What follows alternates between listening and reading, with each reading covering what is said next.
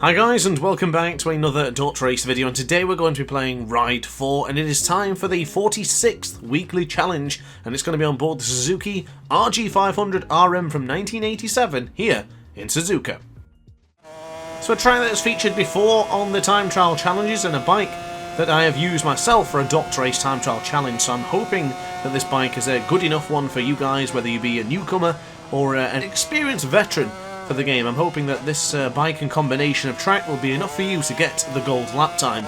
And if not, that's exactly why I'm here. I'm going to try and help you guys get the gold lap time here in Suzuka on board this fantastic Suzuki RG500 RM. So going into the snake sections, we'll get onto that for the next lap, but we're going into the anti-bank curve now for turn 6, keeping it tight for the apex air, and then chuck it a little bit wider here to then bring it in tighter towards the Dunlop curve. You can go a little bit wider here, or you can go for a tighter line, but just be very careful with that little bump in the middle of the corner there. It's very, very slight, but if you are using too much acceleration, maybe applying too much tuck-in, you may crash the bike, because the rear sometimes slips around when the little bump just dips the motorcycle in, so just be very careful going into that. So braking here at roughly the rumble strip that was on the right hand side there, begin to brake going into the hairpin, and that is how you're going to tackle that particular corner. Keep an eye out for the motorcycle part of this one, so of course it's not the long winding part. You've got a bit of a chicane here just to break up the speed going into that particular corner for 200R.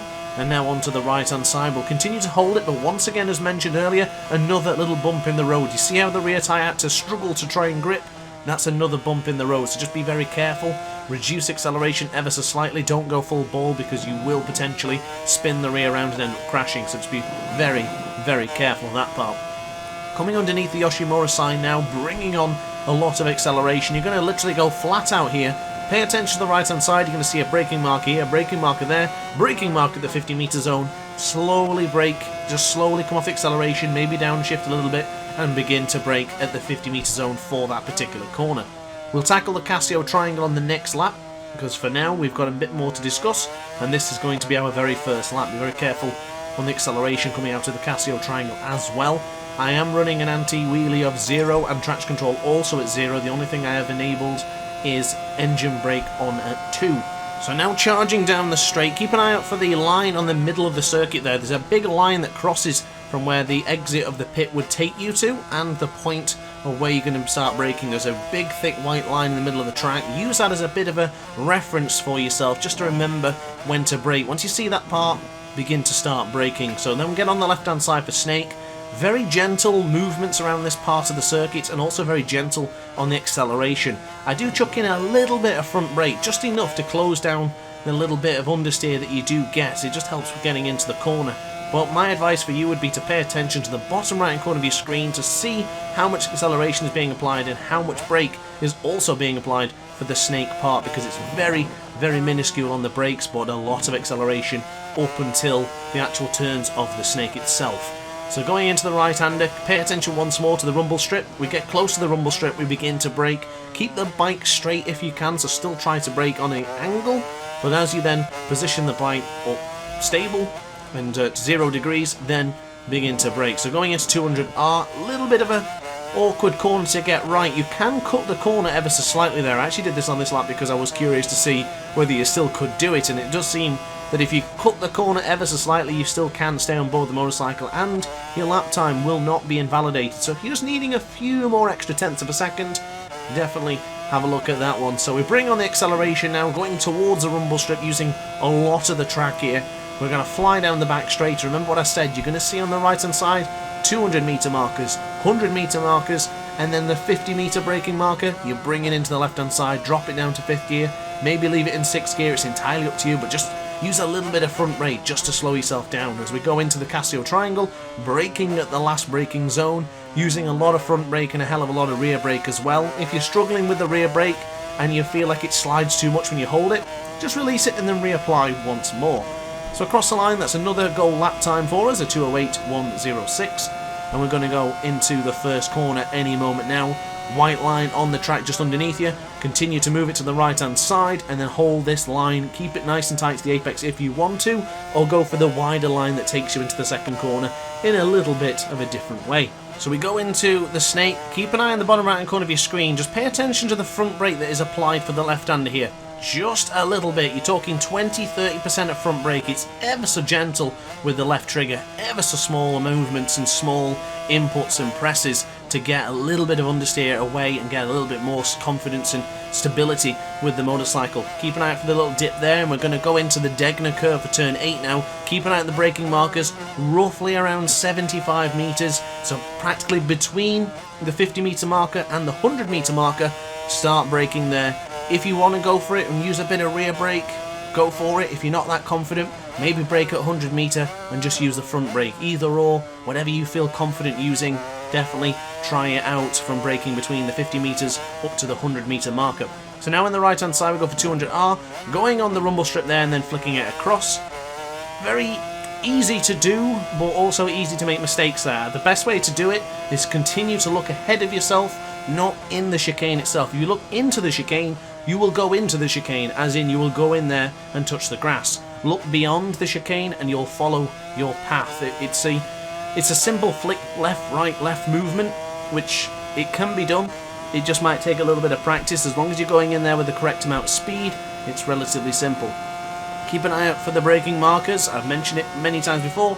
50 metre marker going into the left hand side, and we bring on the power, because we need to also pay attention to the left hand side here for the 100 metre markers. Braking extremely late with a lot of rear brake implied. We did go into the Casio triangle, braking roughly around the 100 metre marker. Again, if you're not feeling that confident, go for 125 or 150 metre marker. Either or, you should get a lot of time in there, and you should be able to tackle it correctly every time as long as you brake roughly around that braking marker. You're going to go any further than that, you're probably not going to make the corner, so just be very, very careful, and also always pay attention to the braking markers. Those are the parts where you'll always remember. It takes a quick glance across the screen just to see where it is, and from there you know where you're going to be and you know exactly when to brake. It's all just about piecing it together in one perfect lap to get the gold, and I have absolutely every faith in you all. But I'm on a bit of a streak right now. I'm enjoying this track and I'm enjoying this bike, so why not continue a little bit further? So we go onto the left hand side here into the Dunlop curve. Be very careful of that little bump. You've seen the bike get out of shape there. Just be very careful, just reduce acceleration and you should be absolutely alright. Keep an eye on where you're positioning here for this particular corner. There's nothing there to really say use this. Just have a good feel with that one and just brake a little bit earlier, brake a little bit later. Go for wherever you feel rather confident. As we now go into the hairpin for turn 11, nice and tight to the apex, and as you bring on the acceleration, just keep an eye out to the right hand side there. You're going to see a little bit of a yellow barrier. I would suggest braking just before that yellow painted barrier appears on screen. It's on the right hand side just before you get into that right hander. Use that as a bit of a benchmark, as a bit of a guide. If you brake earlier than that, you should make the chicane every single time, so that's probably the best advice I could give you for that one. It's not advice I use for that corner, it's more so feeling. I just tend to use it and just go for it. I don't really look at anything for that particular corner, but if you are struggling with that chicane, just have a look on the right hand side of your screen and just keep an eye on that yellow barrier. If it helps, then it's great. If it doesn't, then my apologies, but that's the best advice I can give you for that particular corner, because unfortunately there's just nothing there to really help you and guide you along the way. So braking now at the 50-ish metres, 70 metres marker. I went a little bit beyond the 100 metre marker, but you've seen that we still managed to nail it without any issue whatsoever. Did use a bit of rear brake and obviously a hell of a lot of front brake. Whether you're feeling confident enough to tackle that, it's entirely up to you. But we've now set an even faster lap time of a 2:07.274. So I'm going to absolutely go for it in this last lap and just have fun with it, because, I mean, I'm on a bit of a streak here, and I just take my time just to show you guys what I need to do. So let's go for it, and I'm this close now to getting in the 206s, so why not pick up the pace just a little bit and see if we can get into the 206s after all. I don't like to be that close to the next increment of seconds, so yeah, let's go for it. Let's see what we can produce. Of course, a lot more Ride 4 content are coming up very, very soon, guys. So if you are interested in seeing how we tackle some of these tracks in the fastest way possible, rather than taking it a little bit steadier just to show you some guides, then check out the rest of my content. I've got a lot more time trial challenges to be done, and a lot more videos on Ride 4 in general. So braking now into the Degner curve, a bit tight to the apex there, but there's a little bit of a dip, but we avoided it quite nicely. Alongside the ghost, just downshifting ever so slightly there, just to give us that bit of extra oomph coming out of the corner. As we now go on the right hand side, tight to the apex, and then bring on the brakes nice and slowly, nice and calm, nice and relaxed. Now bring on the acceleration, somewhat a bit aggressive there, just a little bit of a touch eager. as we now bring it onto the right hand side for the 200R, flick it to the left hand side, and once more to the right hand side as we now probably gain a good couple more tenths of a second there. So this should be a fine and dandy lap after all said and done, as long as we keep it all together, of course. But on the brakes we'll go for the left-hander for spoon curve, bring on acceleration, but not fully, just bring it on just enough to get into the corner, keep it nice and tight, and then fire on the acceleration once more. The Suzuki RG500 sticks like glue. I am using a medium front and a medium rear, which probably wouldn't suggest. It did get a little bit cold, but now I've started to really thrash it on and start pushing. It has warmed up ever so slightly. Going a little bit wider there, but it's absolutely okay as long as you can stick on the rumble strip. Bring on the brakes just after the 100-metre mark. You can see I was braking extremely late there, using a lot of front brake, downshifting into first, and we go into the Casio triangle. This should be an absolutely stonking lap, possibly a 2:06. Let's hope it is. Across the line we will go any moment now. It's a 2:06.911. So upon that note, guys, that is my 5 lap times on screen right now, done in one run no less, so I hope you guys enjoyed that. Tried to keep it in nice and tight. But you guys can compare your lap times to mine and compare your sector times so you understand and know where you're going to be. If you're losing a particular time in a sector, I guess you can consult this page. But upon that note, guys, that is going to be it from me. Unfortunately, at the time of recording, not many people were tackling this particular challenge, so we are quite far ahead than the rest of the pack, but I imagine that is about to change.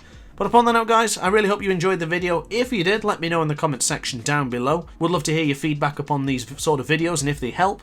And of course, if you really like the video, hit the like button and consider subscribing as well. But upon that note, guys, thanks for watching, and I'll see you in the next one. Ciao for now. Oh, hi! Didn't quite see you there. Good to see you're still here. If this video didn't quite sate your appetite, then why not watch some more DrAce content by clicking the video shown on screen now. Furthermore, if you would like to follow me on social media, you can do so now, with the links down in the description. Consider subscribing so you don't miss a single DrAce video.